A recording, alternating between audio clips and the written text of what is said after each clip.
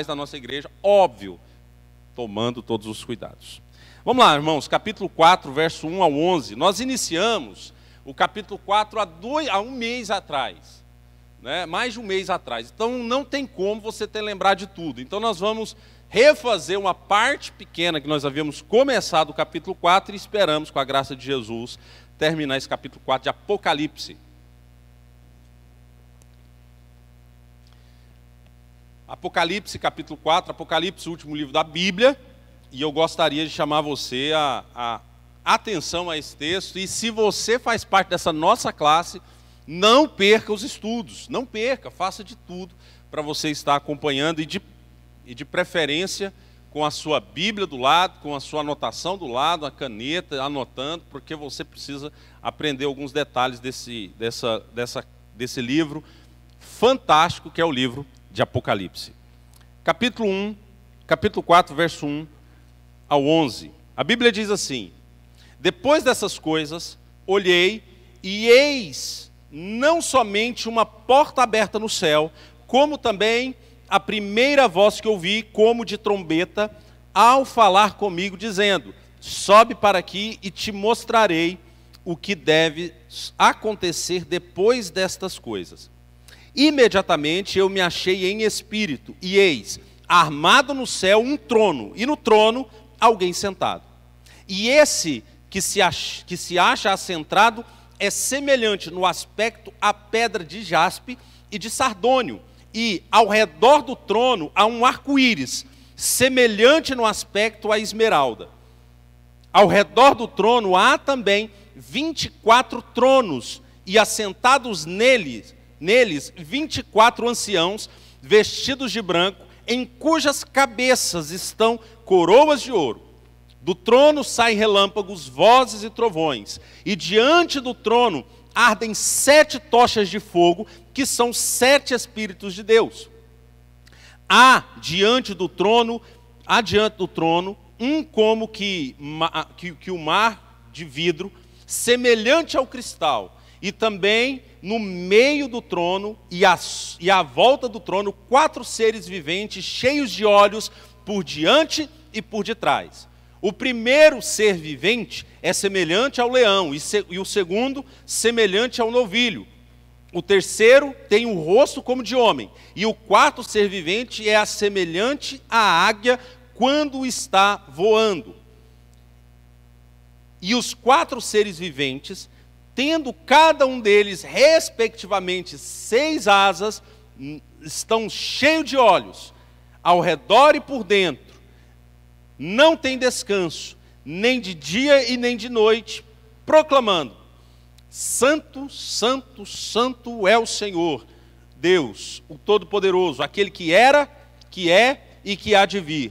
Quando esses seres viventes derem glória, honra e ações de graças ao que se encontra sentado no trono, ao que vive pelos séculos dos séculos, os 24 anciãos prostrar-se-ão diante daquele que se encontra sentado no trono, adorarão ao que vive pelos séculos dos séculos e depositarão as suas coroas diante do trono, proclamando: Tu és digno, Senhor e Deus nosso, de receber a glória e honra e o poder, porque todas as coisas Tu criaste. Sim, por causa da Tua vontade vieram a existir e foram criadas. Palavra de Deus, curvamos as nossas cabeças e fechemos nossos olhos para orarmos.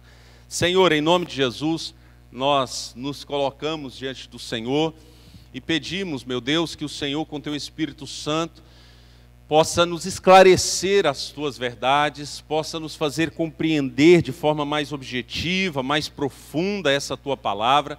Nos ajude, Deus amado, a não perdermos a dimensão da grandeza que é as Tuas Escrituras, da grandeza que é a Tua palavra, e que essa palavra, Deus, como um todo sim, mas especificamente esse capítulo 4 do livro de Apocalipse, possa nos clarear a mente, no nosso coração, e nos fazer mudar de vida.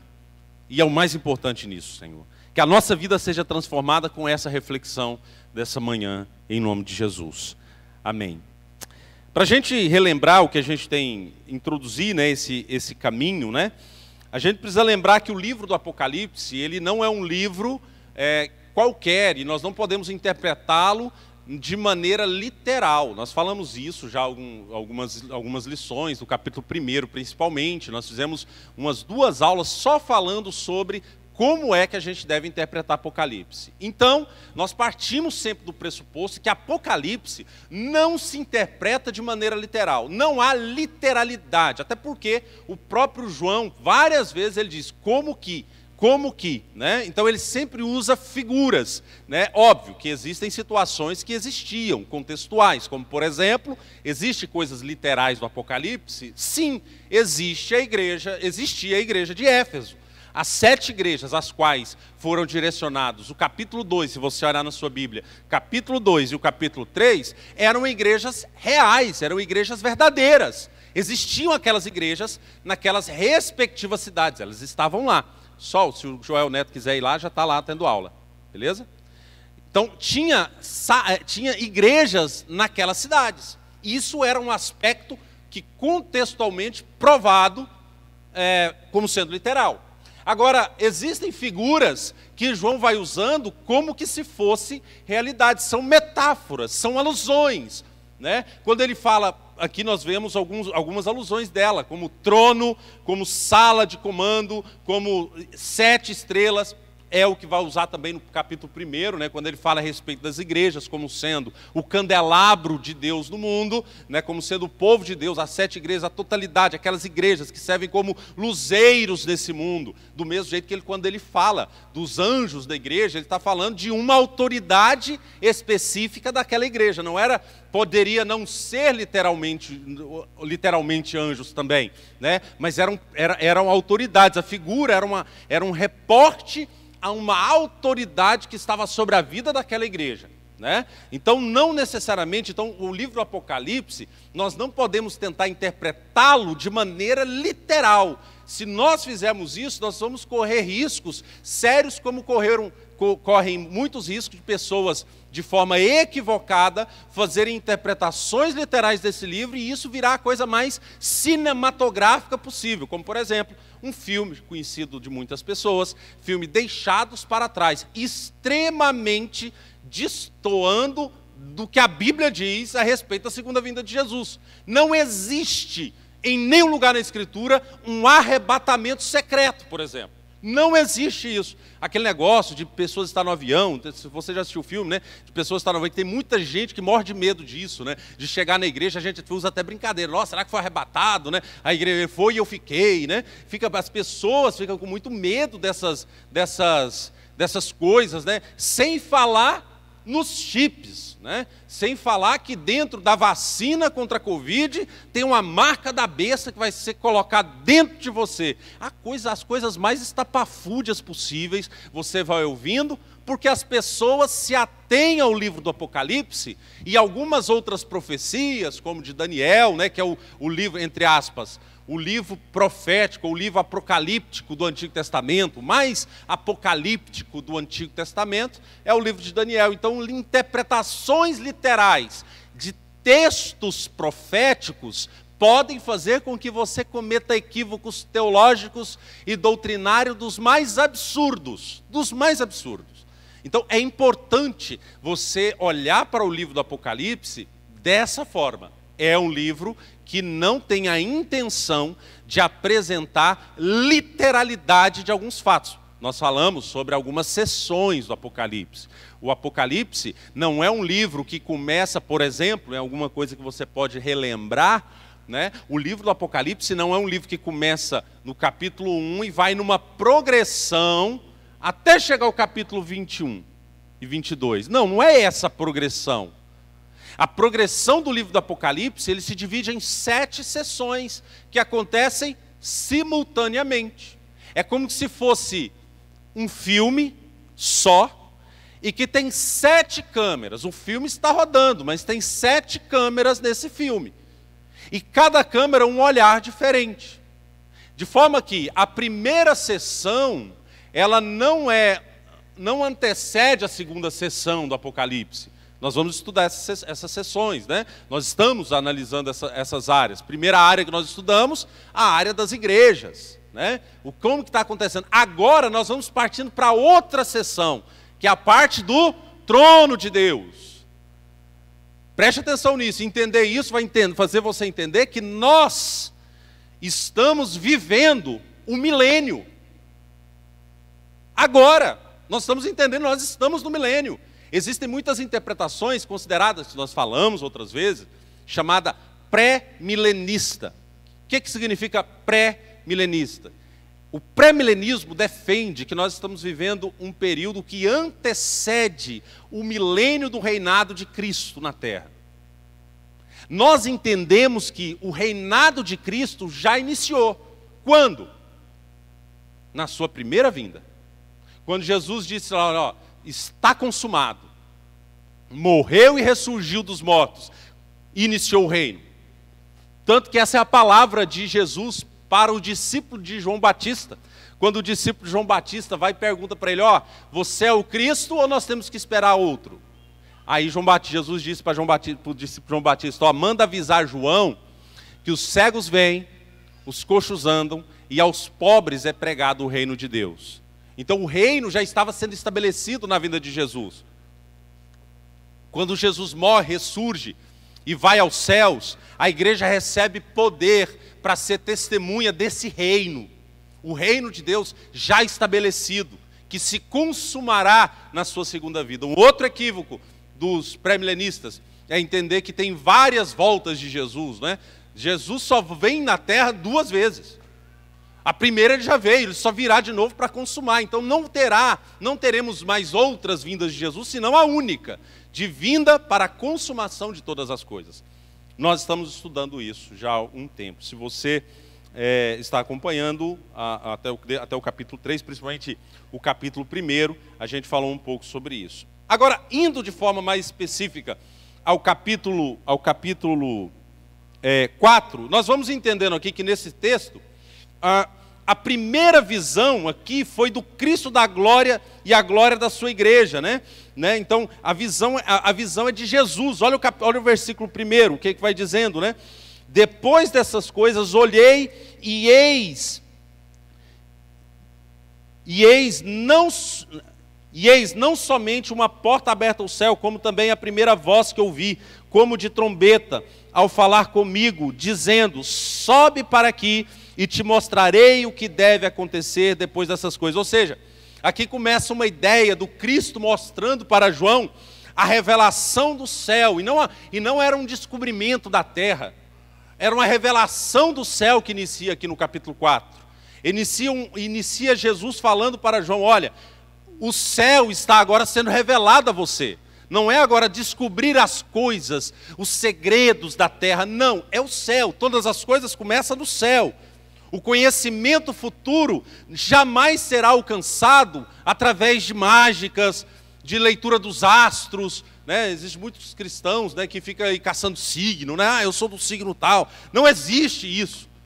Os segredos da vida, os mistérios da vida, insondáveis, estão no céu, naquele que coordena todas as coisas. E essa porta aberta no céu, quando é dita no versículo 1 do capítulo 4, revela isso. O céu aberto, ele não libera apenas acontecimentos, mas também entendimento, porque João ele contempla o trono antes de contemplar os dramas da história.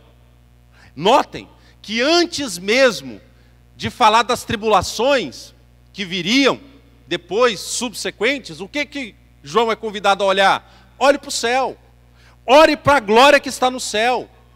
Existe um Deus sobre todas essas coisas. E muitas vezes, né, nós podemos nos sentir assim, né? É como se o céu estivesse fechado para nós. Né? Lá em Isaías capítulo 63, verso 19, diz assim, tornamo-nos como aqueles sobre quem tu nunca dominastes, e como os que nunca se chamaram pelo teu nome. Se fendesse os céus e descesses, para fazeres notórios o teu nome a todos os adversários. O que era a palavra de Isaías? Isaías estava falando assim, olha, eu estou me sentindo como se o Senhor tivesse esquecido da gente. Se o Senhor tivesse saído daí e vindo aqui para revelar essa tua majestade, A ideia era de um Deus que estava contemplando todas as coisas e que ele precisava ter essa certeza. O que João está recebendo de Deus agora é a certeza de que existe uma porta aberta e existe alguém lá. No começo do livro do Apocalipse, para você ter uma noção, se você olhar lá no capítulo 3, verso 8, no capítulo 3, 20, e também no capítulo 1 agora, né, do 1 ao 4, aparecem 3 portas. 3 portas. Porta da oportunidade, no versículo 8 do capítulo 3. A porta do coração humano, no capítulo 20, no versículo 20 do capítulo 3. E agora a porta da revelação. Nessa porta, uma voz como de trombeta, que vai dizer aí no versículo 1 e 2. Né? A porta do céu, como também a primeira voz que eu ouvi, como de trombeta. Voz como de trombeta. Jesus, ele revelou-se a João da mesma forma que no versículo 10 do capítulo 1. Olha lá. No versículo 10 do capítulo 1. Alguém olha lá e leia lá bem alto. Jesus aqui está fazendo a mesma coisa que ele já tinha feito. Leia, Rogério. Isso.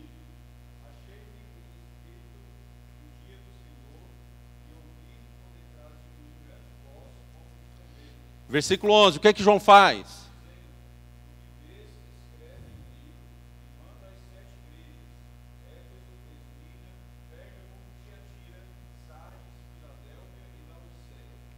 O que que João precisou fazer?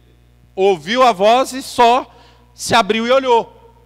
Agora, no capítulo 4, a voz, embora seja de trombeta, a ação de João é diferente. Agora João precisou subir ao céu. Você percebe isso? Que no versículo, lá no capítulo 1, João só virou e ouviu. Agora aqui, o texto diz que ele subiu ao céu, e eis que eu ouvi essa voz, como dizendo, sobe aqui e te mostrarei o que deve acontecer depois dessas coisas. Circule esse o que deve.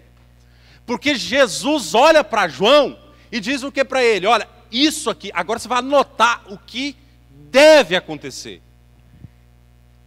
O que isso nos mostra? João é chamado ao céu para ver agora não o aspecto de uma história que está rodando, né? Não uma história que está sem freio ou sem rumo, como diz um povo que defende uma coisa chamada teísmo aberto.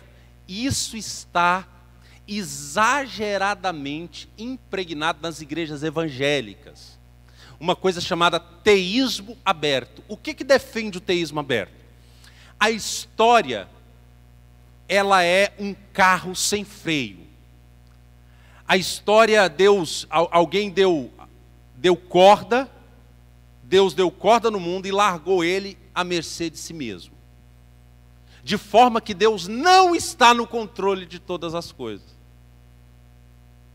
E isso está sendo pregado nos púlpitos a todo lugar.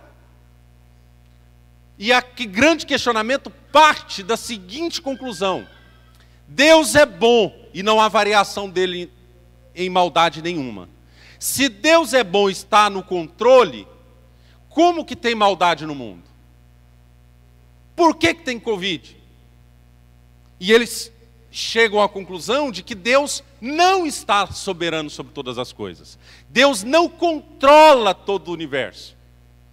Porque eles entendem que se Deus controlar, Deus é autor do mal. Lé do engano. Você não resolve o problema do mal simplesmente tirando Deus e a sua soberania do curso dessa história. O problema do mal não é responsabilidade de Deus como nunca foi. Nós podemos entender que o problema do mal começa com Adão e Eva quando eles decidem viver alheios a Deus. Portanto, o problema do mal não é resolvido quando você olha para Deus e tira ele do centro. Mas é quando você olha para o homem e entende que a maldade do mundo é responsabilidade do homem. O homem é responsável pelo caos. O ser humano é responsável pelo caos. O ser humano é responsável por essa maldade. O Senhor está no controle do universo, tendo mal ou não. Por isso que aqui diz, olha, escreve o que deve acontecer. Então a história não é uma história sem rumo.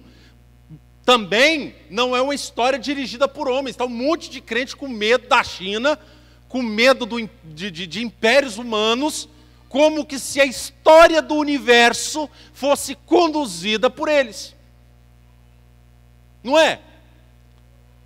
Como se a história fosse conduzida por ser humano. Ah, mas essa vacina vai me matar. Se Deus precisasse de uma vacina de Covid para te matar, era um Deus muito fraco mesmo, porque Ele te mata sem precisar disso. Aprendi isso quando eu fui voar a primeira vez de avião, que eu estava com medo. Minha mãe que falou isso para mim. Mãe, deve estar me ouvindo aí agora. Mãe é mãe, né? Minha mãe falou assim, você está com medo porque você acha que Deus precisa de um avião para te matar? Deus não precisa. Deus leva a pessoa. Acaso antes de vacina não morria pessoas? Antes da Covid não morria ninguém não? Você está com medo, desesperado, por quê? Por que o povo está tão desesperado com medo? Você sabe por quê que nós estamos tão desesperados? Porque nós precisamos aperfeiçoar a nossa verdadeira esperança. A história não está na mão de pessoas. Na mão de quem está a história? Como diz esse versículo, né? Esse versículo vai nos dizer que a história está na mão de quem diz que deve acontecer. O Deus que está no trono é quem determina o que acontece. O Deus que está na glória é que determina o que acontece. É isso que esse versículo vai nos dizer, que, olha, tudo acontece, sobe e veja essas coisas que deve acontecer. E aí mais, ele vai continuar dizendo, né? E imediatamente, olha o versículo 2, acompanhe na sua Bíblia, vai riscando aí. Imediatamente eu me achei em espírito, e eis, armado no céu um trono, e no trono alguém sentado. Olha só, João aqui, ele já não vê com os olhos físicos. Ele não está vendo com os olhos físicos e nem com os ouvidos físicos. Aqui, até porque a Bíblia diz que ninguém jamais viu a Deus, literalmente. O que ele está tendo é uma visão, é um momento de catarse emocional, espiritual, que ele viu a Deus. E ali existia um trono do universo. E nisso se estabelece uma relação desse Deus com o seu povo. E é uma relação de governo. Quem governa todas as coisas é quem está nesse trono. Ou seja, Deus está sentado ali. Existe um reinado. Por que João usa essa figura?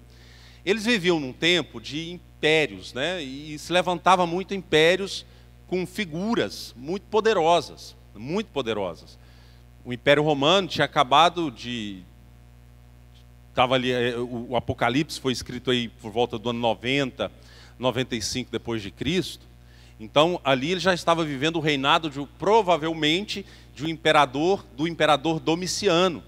Domiciano foi um imperador que teve um período inicial de muita paz, porque o povo vinha de Nero, né? E aí Nero muito implacável contra perseguindo cristãos, e aí Domiciano dá uma apaziguada nos primeiros anos de império dele. Só que a doutrina e a cultura romana impelia e atraía para eles mesmos algo chamado politeísmo, que é a crença em vários deuses. Então o Império Romano era um império politeísta. Eles acreditavam em vários deuses. Inclusive, o imperador, para os romanos, era um deus. Domiciano, ele queria também essa glória pessoal para ele. Ele também se alimentava dessa glória. E assim como Nero, ele vai agir de forma implacável contra a igreja.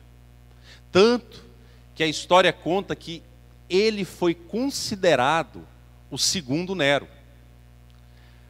O que João estava fazendo na ilha de Patmos? Participando de uma colônia de férias? Acampamento da igreja? Não, ele estava exilado. Ilha de Patmos é onde mandava os piores bandidos para ficar exilados, escravos para ficar exilados, separados de contato com os outros, para não dar trabalho no lugar que ele estava. E quando ele vai para a ilha de Patmos, ele vai como um criminoso. Então João tem diante dele uma figura muito clara de reinado, de império. Quem estava no trono ali governando? Domiciano. Só que agora João é convidado a olhar por um trono que está acima de todos os tronos. O trono em si é um lugar de honra, de autoridade, de julgamento. Todos os tronos da terra, então, estão, para João ali, demonstrado que estão sob a jurisdição do trono do céu, sob o comando do trono do céu. O livro do Apocalipse, então, ele não é um livro para você lê-lo e ficar com medo. Eu vejo muitas pessoas dizendo isso. Nossa, eu não gosto de ler Apocalipse, porque Apocalipse eu leio e fico com medo. Já li Apocalipse, me deu um medo. Não, o Apocalipse é o livro da soberania de Deus, da vitória de Deus. Aquele que criou todas as coisas, que está no controle de tudo e de todos, que vai levar e conduzir a história a uma consumação final, onde Ele, o Senhor que está no trono, será o vitorioso. A essência da revelação do Apocalipse, então, é mostrar que todas as coisas são governadas por aquele que se assenta no trono.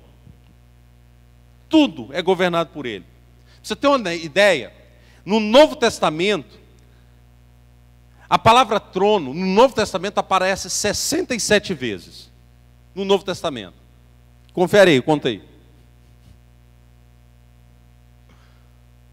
Só no livro do Apocalipse aparece 47 vezes. Das 67 em todo o Novo Testamento, só no Apocalipse 47. Dessas 47, só no capítulo 4 aparecem 12 vezes. O capítulo 4 é a revelação do trono de Deus.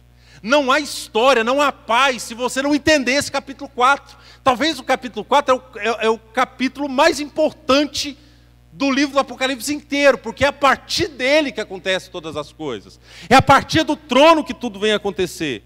Todos os detalhes são orientados com vistas ao trono, é sobre o trono, ao redor do trono, a partir do trono, diante do trono, no meio do trono. Esse trono é um símbolo de soberania inabalável de Deus. Inabalável de Deus. Esse trono é o verdadeiro centro do universo.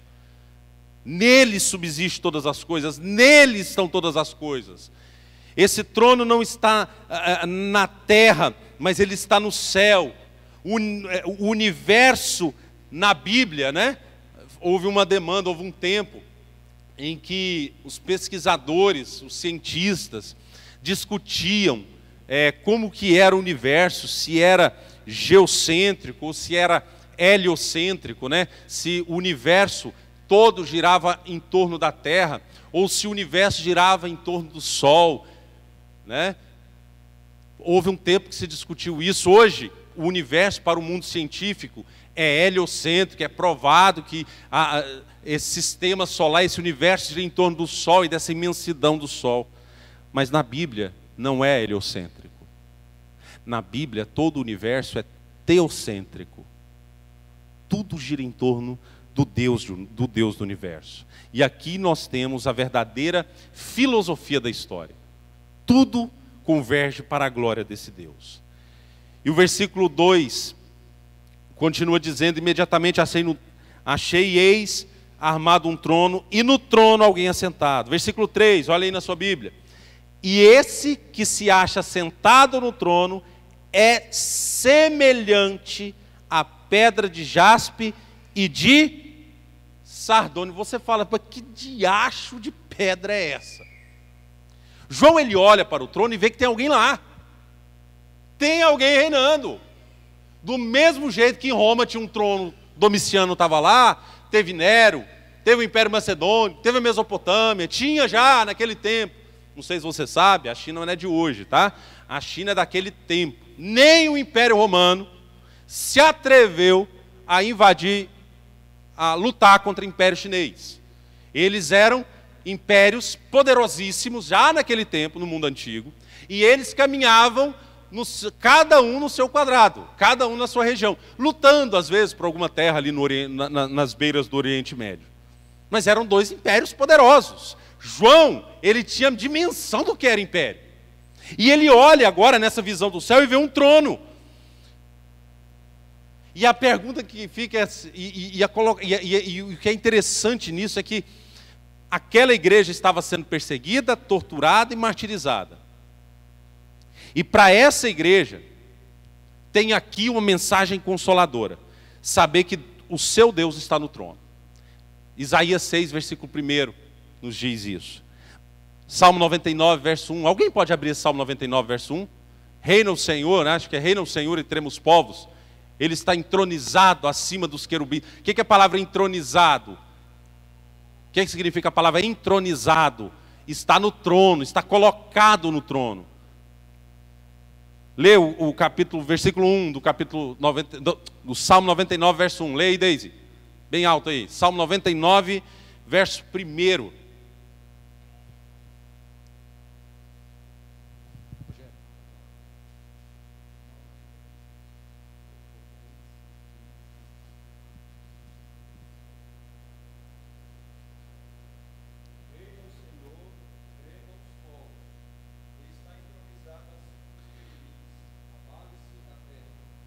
Reina o Senhor e trema os povos. Para uma igreja perseguida, a mensagem consoladora é que há um Deus sobre todas as coisas. O que João está descrevendo aqui não é Deus mesmo, literal. O que ele está descrevendo é o fulgor, é o esplendor, porque não se pode descrever Deus com literalidade. Ele está descrevendo a característica desse Deus. Não há descrição do trono, nem da pessoa dele, mas o que representa para João. E o que ele vê? Quando ele viu, e ele olha para alguma coisa que pode ser descrito como um trono, e nesse trono tem alguém que se assemelha com pedras preciosas. Duas pedras. Quais são? A pedra de jaspe, que para nós é o nosso diamante, é o diamante, a pedra de jaspe, que remetia à ideia de uma coisa mais pura, sem nenhuma poluição, e o sardônio, que tinha a espécie de uma cor vermelha, a mais translúcida que existe, que revela mesmo o vermelho na sua tensitura mais forte. O que João vê com essas duas figuras? João vê beleza, João vê riqueza, João vê abundância de luz. Deus é luz, e Ele habita em luz inacessível. A pedra de jaspe é branca, e assim como no capítulo 3, quando Jesus diz que as igrejas, aquela igreja, né, de Laodiceia, melhor dizendo, a igreja de Sardes, era uma igreja que tinha vestiduras brancas, que remetia, e a explicação ali é justamente essa que João traz, que não se mancharam com o pecado. Assim também a pedra de jaspe, apontada para Deus no trono, era a pedra que mostrava que Deus não tem variação de pecado nenhum, Ele é totalmente santo. Então tem alguém no trono, e esse alguém no trono é santo. Só que esse alguém no trono, além de ser santo, também ele tem juízo. Por isso, o sardônio. Por isso, essa pedra chamada sardônio. O sardônio, com essa cor vermelha, remetia ao juízo. Tal Deus é santo e tal Deus também é justo. Um dia virá alguém que esmagará esses tronos da terra. É isso que está dizendo quando João olha para aquele cenário e vê essas duas pedras preciosas. Por uma igreja perseguida, o consolo é saber que tem alguém no trono, que é santo, e que eles podem esperar nele, e esse Deus que é justo, que virá e destruirá. Nós vamos estudar depois lá na frente, quando a gente vê que o diabo ele vem com seus anjos, o anticristo, o filho da iniquidade, todos os inimigos que se levantam, a besta que emerge do mar, da terra, tudo isso que levanta ao longo da história, que se levantou e se levantará ao longo da história, ele vem para vencer. E aparentemente vence. Aparentemente vence. Quando morre cristãos, nós vamos aprender isso. Quando cristãos morrem por espadas de império, quando cristãos são perseguidos, quando o evangelho é perseguido no mundo, aparentemente o reino das trevas está se levantando e aparentemente vencendo. Só que o que acontece no final dessa história? Cristo virá e vencerá de uma vez por todas. O Apocalipse é a revelação de que tem alguém no trono que veio para vencer, e de fato vencer. Versículo 3, na parte B, continuando. E ao redor do trono há um arco-íris semelhante no aspecto de esmeralda. Vamos por parte. O trono, nessa parte B, é apresentado como um trono de graça e misericórdia. Por quê? Ao redor do trono há aqui o que aí? O que há? Um arco-íris. No aspecto a esmeralda, né? Então há esse arco-íris em volta. O arco-íris, ele é um símbolo não do LGBTQI+, mas ele é um símbolo de graça e misericórdia de Deus. Quando o mundo foi acometido pela tempestade do dilúvio, Deus ele colocou um arco para demonstrar a sua graça e misericórdia no Antigo Testamento. E agora o que João vê no final dessa história, que Deus está se revelando, é que a graça e a misericórdia de Deus, a sua aliança com o seu povo, estará sempre firme e nunca mais será destruída. O que João vê é uma possibilidade de olha, fique tranquilo, João, porque a minha graça e a misericórdia está sobre vocês, sobre aqueles que são meus, sobre a minha igreja. É óbvio que a gente pode fazer a pergunta, porque no Antigo Testamento, o arco-íris veio depois da tempestade. E aqui no Apocalipse, se você olhar na sua Bíblia, o que vai acontecer a partir do capítulo 5, com a visão do livro selado, os 7 selos, é que agora vai começar as tribulações. O arco-íris foi demonstrado antes de vir as tribulações. Aqui no Apocalipse, diferente do Antigo Testamento, o arco-íris é revelado antes da tribulação. Por quê? Para os filhos de Deus, a tempestade, as tribulações já passaram. Por isso que Jesus disse assim, ó, por isso que a Bíblia, quando fala lá assim, ó, em Cristo nós somos mais do que vencedores. Lá não era vencedor para vencer a Covid, vencedor para você ficar rico. Não era disso não, gente. Isso é muito pequeno. Isso é muito pequeno. O vencedor é aquele que vai vencer depois do aqui e agora. É aquele que depois que morre aqui estará com o Pai. Você já é. Então não há tribulação para os crentes que vai desanimar a crente, vai acabar com a igreja de Jesus. O apontamento da graça e misericórdia agora, nessa ordem invertida, mostra que a verdadeira tribulação Cristo enfrentou. Quem morreu no dilúvio do pecado foi Cristo de uma vez por todas. Agora o que resta para nós é um arco-íris para a vida inteira.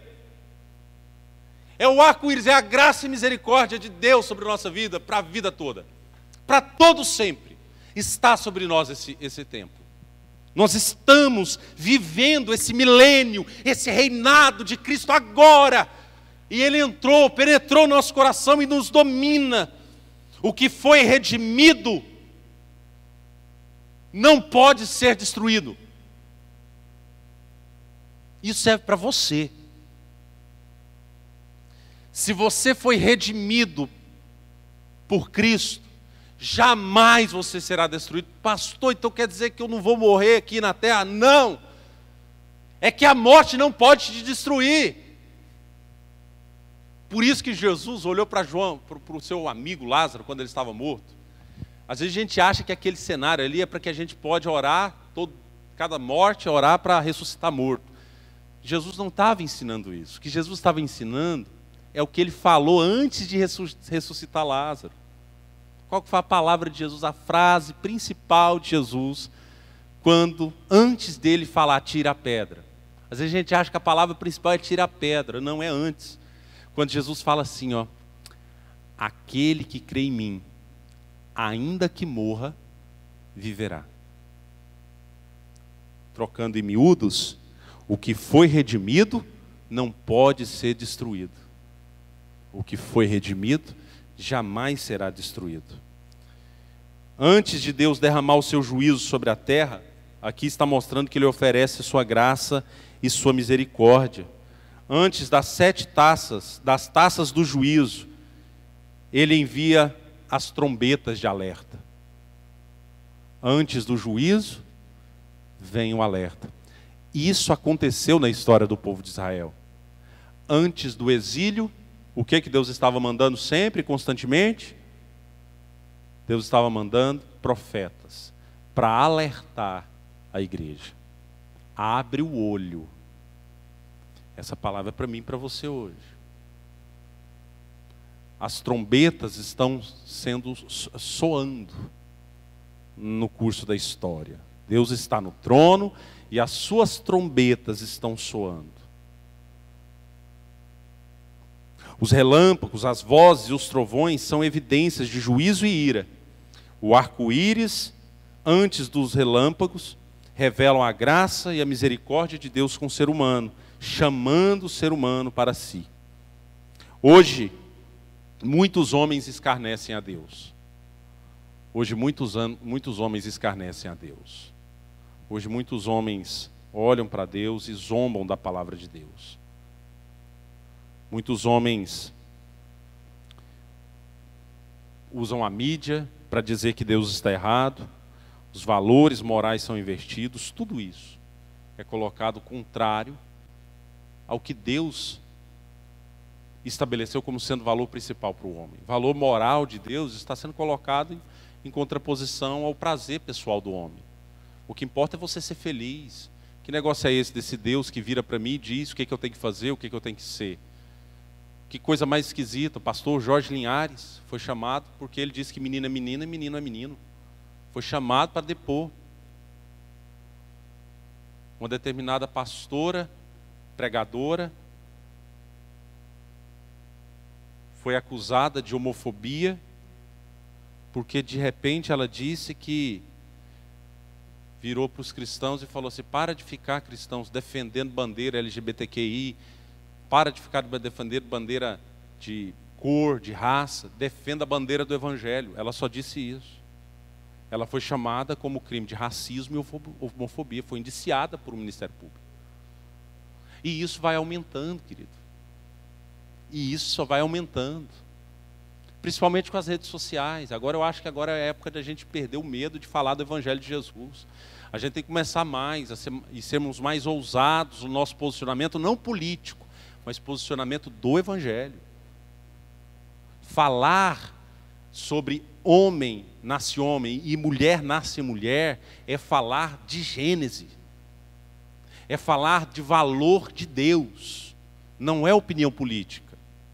Estão querendo associar essa visão à visão de um candidato, de um presidente, de um partido, de opção política. Não. Isso é valor do Evangelho. Só que os inimigos do Evangelho continuam por aí. E nós precisamos tomar posição. O arco-íris vem antes do relâmpago e dos trovões. A graça está sendo oferecida. A pregação está sendo anunciada. Um dia o juízo virá. E isso foi relatado em Isaías, capítulo 61, verso 1 e 2. Lucas, capítulo 4, verso 17 ao 21. Na primeira vinda de Jesus, Jesus veio em graça. Na segunda vinda, ele virá em juízo. E somente aqueles que se renderam a ele encontrará nele lugar. O trono se manifesta em juízo contra os homens ímpios. O dilúvio, Sodoma, Egito, Babilônia, a própria Jerusalém, tudo veio juízo. Aconteceu destruições nesse povo, antes de vir o alerta. E esse juízo de Deus, muitas vezes, é em resposta à oração da igreja.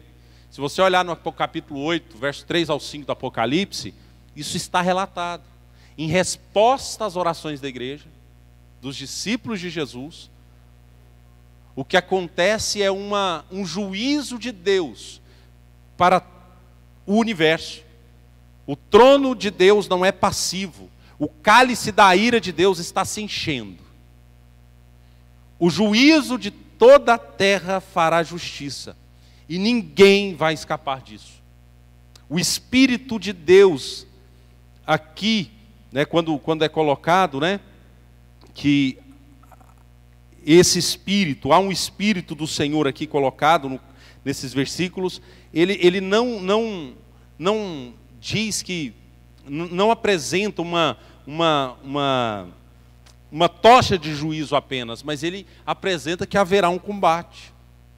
O trono de Deus é o trono de santidade e transparência. Por isso que olha no versículo 6 o que diz: há diante do trono como que o mar de vidro, semelhante ao cristal, e também no meio do trono e à volta do trono, 4 seres viventes cheios de olhos por diante e por detrás. A ideia de transparência, por isso que essa quantidade, né, de olhos, né, o mar de vidro está em contraste com o mar de sujeira e de poluição promovido pelo pecado. Isaías 57, verso 20, fala sobre essa ideia do mar de pecado e de sujeira que mancha o mundo. Quando vai o mar de vidro, dava a ideia de transparência, né? Para estar diante do trono de Deus é preciso ser purificado, é preciso estar limpo. Não há sujeira diante do trono de Deus, bem como não há corrupção, tudo é transparente, limpo e puro. Deus é santo, e Ele traz para Ele essa tua própria glória. No céu não entra nada contaminado. Deus, Ele não associa com o mal, Ele abomina o mal. Embora Ele ame a todos, Ele não ama tudo em todos. Amém? Quantas horas aí, Rogério? Irmão, nós vamos ficar aqui porque eu preciso concluir esse texto. Nós não temos tempo de concluir tudo. Então, para a gente não focar e perder um link, nós vamos ficar aqui até o verso 6. Na semana que vem, na terça no domingo que vem, Deus dando vida e graça, nós terminaríamos do 7 ao 11. Eu gostaria de saber se alguém tem algum